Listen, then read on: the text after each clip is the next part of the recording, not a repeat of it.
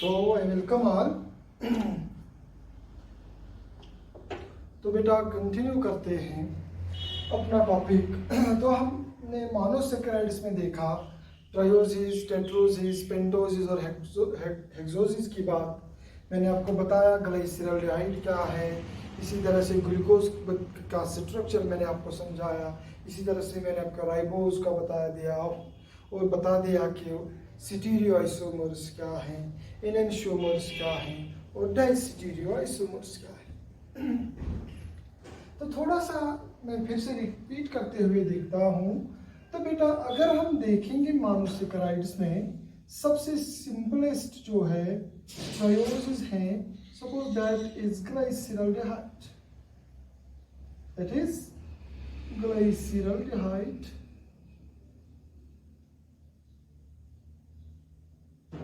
इसी तरह से ट्रायोस में कौन सा है, डाइहाइड्रोक्सी एसीटोन, जो कि है कीटो ट्रायोस। क्या है बेटा, कीटो ट्रायोस।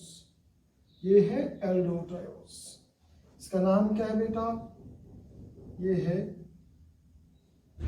ग्लाइसरल्डिहाइड। इसका नाम डाइहाइड्रोक्सी एसीटोन। इसी तरह से मैं कुछ खास यहाँ पर बता दूंगा, कार्बोहाइड्रेट्स के बारे में बात करेंगे। सपोज मैं बात करूंगा यहाँ पर ग्लूकोज की। ग्लूकोज चूंकि मैंने आपको बताया है एल्डो हेक्सोज है, CHO C C C C CH2OH CH2OH। अगर आप देखेंगे कितने कार्बन है बेटा, इसमें 6 कार्बन हैं। तो अगर आप देखेंगे carbon number, this is carbon number 1, this is 2, this is 3, 4, 5 and 6। Carbon number 3 पर OH ग्रुप लेफ्ट साइड में रखना है आपको। बाकी सारे कार्बन्स पर OH ग्रुप राइट साइड में अपोजिट डायरेक्शन में रखिए। ओके, कार्बन फिर हाइड्रोजन आएगा,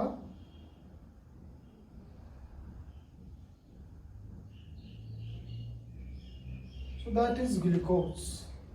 क्या है बेटा, ये ग्लूकोज है। इसी तरह से मैं आपको बताऊं, सपोज मैं बनाऊंगा fructose, that is CH2OH C double bond O CH OH C C CH2OH OH OH H and H। Glucose और फ्रक्टोज में सेम स्ट्रक्चर है, लेकिन ग्लूकोज एल्डोज हेक्सोज है, ये कीटो हेक्सोज है। तो आप देखिए, this is carbon number 1 over here, carbon number 2, 3, 4, 5 and 6। This is keto hexose. इसी तो इसको क्या नाम रखेंगे बेटा, यह है fructose.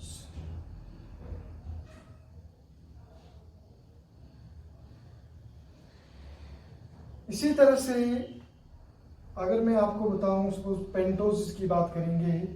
Suppose that is CH2OH C C C CH2OH OH OH OH H H H। ये क्या है बेटा, ये है राइबोज। अगर मैं ऐसे ड्रा करूं, CH2OH C double bond O COH COH CH2OH। इसमें भी 5 कार्बन है, ये भी पेंटोस, लेकिन ये क्या है बेटा, इट इज कीटो पेंटोस। इसका नाम क्या है, राइबोज।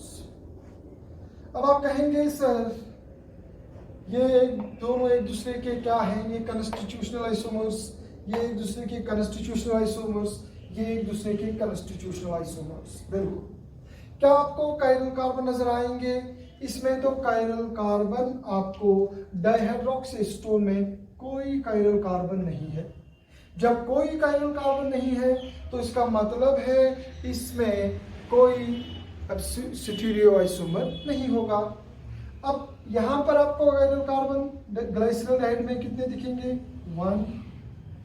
अब देखिए ग्लूकोज में कायरल कार्बन कहाँ है? कार्बन नंबर 2, ये कायरल कार्बन है, 3 भी कायरल कार्बन है, 4 भी कायरल कार्बन है, 5 भी कायरल कार्बन है। इसी तरह फ्रक्टोज में कार्बन नंबर 3 कायरल है, 4 कायरल है और 5 कायरल है।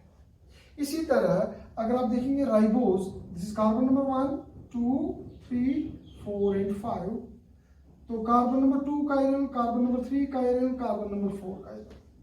राइबोलोज 5 कार्बन है इसमें, 1, 2, 3, 4, 5, कार्बन नंबर 3 यहां पर कायरल, कार्बन नंबर 4 कायरल। अब देखिए बेटा, जब कार्बन की चेन लेंथ सेम हो, जब कार्बन की चेन लेंथ सेम हो किसी कार्बोहाइड्रेट में, आपके पास 2 कार्बोहाइड्रेट्स हैं, इनकी अगर चेन लेंथ सेम होगी, एक होगा एल्डोज, दूसरा होगा कीटोज, तो एल्डोज में हमेशा कायरल कार्बन का नंबर एक्स्ट्रा होता है बाय 1।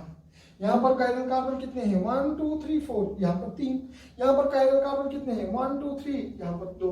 हालांकि ये भी पेंटोज, ये भी pentose, but it is keto pentose, it is aldo pentose, क्योंकि कीटोन ग्रुप में कार्बन नंबर 2 पर C डबल बॉन्ड O होता है, वो कायरल नहीं हो सकता, इसीलिए इसमें कायरल कार्बन का नंबर कम होता है। तो बेटा अब आप कहेंगे इसकी कॉन्फ़िगरेशन क्या है? मैं कहता हूं कि चूंकि आपको पता है OH ग्रुप राइट साइड में है, आप कहिए दिस इज डी ग्लाइसरॉल्डिहाइड। अब आप कहेंगे व्हाट अबाउट दिस? मैं कहूंगा बेटा फंक्शनल ग्रुप कहाँ है मेन? आप कहेंगे कीटोन ग्रुप। फिर कहूंगा आप बताइए सबसे फारदेस्ट कायरल कार्बन कौन है? This is carbon number 4। यहाँ पर OH ग्रुप कहाँ है? राइट साइड में है, तो कहिए बेटा दिस इज डी राइबोलोज। यहाँ पर फारदेस्ट कार्बन पर OH ग्रुप राइट साइड में है, दिस इज डी राइबोज। इसी तरह ग्लूकोज में आप देखिए farthest chiral carbon from aldehyde group is C5, OH group right side में है, आप कहिए डी ग्लूकोज। इसी तरह फ्रक्टोज में कीटोन ग्रुप से फारदेस्ट कायरल कार्बन है, carbon number 5, OH group right side में है, आप कहेंगे डी फ्रक्टोज। अगर ये OH ग्रुप यहाँ पर होता, H यहाँ होता, हम कहते L फ्रक्टोज। तो this is the absolute configuration, D and L type configuration. D और L कॉन्फ़िगरेशन आपको समझ आ गया होगा कि ये क्या है। It refers to the position of hydroxy group on the chiral carbon farthest from the main functional group. Okay? हालांकि ये D और L हमें खास इसमें फर्क नहीं लगता है, लेकिन हमारी बॉडी में सेल्स को इसमें बड़ा डिफरेंस होता है। अगर आप देखेंगे, याद रखिए बेटा, ये जो यीस्ट होते हैं, यीस्ट, ये डी ग्लूकोज को फर्मेंट कर सकता है, डी ग्लूकोज को फर्मेंट कर सकता है इंट अल्कोहल। लेकिन अगर एल ग्लूकोज हो, जहां पर OH ग्रुप लेफ्ट साइड में होगा, तो एल ग्लूकोज को अल्कोहल में फर्मेंट नहीं कर सकता। जैसे कि मैं आपको अमीनो एसिड्स में बताया कि most of the amino acids which are present in plants and animals they are L type. अब आप याद रखिए, all the carbohydrates, all the monosaccharides which our body can metabolise, they are D type. हमारी body में जो carbohydrates metabolise होते हैं, जो कार्बोहाइड्रेट्स अवेलेबल होते हैं, which can be used by our body, they are D type. They are D type. Okay?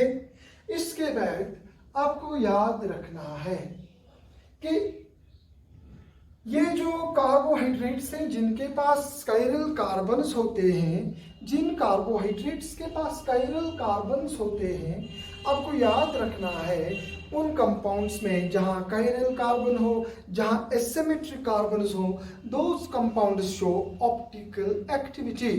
मैंने आपको बताया है जब हम अमीनो एसिड्स पढ़ रहे थे, तो वहां पर हमने ऑप्टिकल एक्टिविटी समझी थी।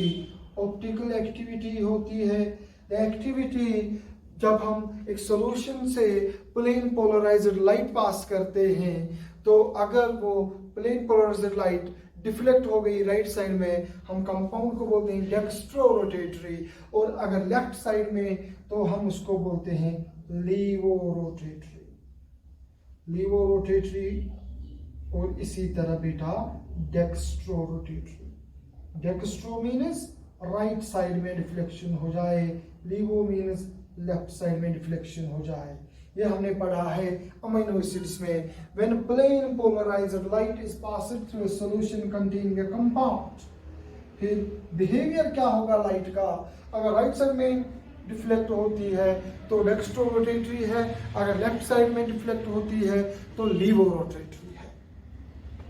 तो बेटा याद रखिए, आप बहुत इंपॉर्टेंट है कि जो कंपाउंड्स, जो कार्बोहाइड्रेट्स हैं, जो मोनोसेक्राइड्स हैं, they are all optically active except, बता सकते हैं मुझे आप कौन सा कार्बोहाइड्रेट, कौन सा मोनोसेक्राइड ऑप्टिकली एक्टिव नहीं होगा? एग्जैक्टली ये नहीं हो सकता डाइहाइड्रोक्सीस्टोन, क्योंकि इसके पास कोई कायरल कार्बन नहीं है, कोई एसिमेट्रिक कार्बन नहीं है। जब कार्बन ही नहीं हो एसिमेट्रिक, जब ऑप्टिकल एक्टिविटी नहीं दिखा सकता है ये, तो हम कह सकते हैं dihydroxy acetone which is the triose, which is ketotriose, it is not optically active, it is optically inactive, it is optically inactive, ये optically inactive है। बाकी जिन मोनोसेक्राइड्स के पास आप देखेंगे वहां पर ये कायरल एसिमेट्रिक कार्बन्स होंगे, तो आप कह सकते हैं कि वो हैं ऑप्टिकली एक्टिव। ऑप्टिकली एक्टिव को हम प्लस साइन में दिखा सकते हैं या माइनस साइन में। प्लस साइन का मतलब होता है डेक्स्ट्रो रोटेटरी, या उसको स्मॉल डी से भी लिखते हैं। माइनस साइन का मतलब होता है लीवो रोटेटरी, और उसको स्मॉल एल से दिखा सकते हैं। Capital B and L type is the configuration arrangement of OH group, while as small d and small l tell us about the optical activity। ये दिखाता है ना बिहेवियर। स्मॉल डी और स्मॉल एल को कंफ्यूज मत कर लीजिए capital D और कैपिटल एल के साथ। मैंने अमीनो एसिड्स में भी आपको इसके बारे में बताया था। Is that clear? तो बेटा इसके बाद हम नेक्स्ट लेक्चर में देखेंगे कि हम स्टीरियोआइसोमर्स को कैसे कैलकुलेट करते हैं। तो आज के लिए बेटा इतना ही। So that is all for today.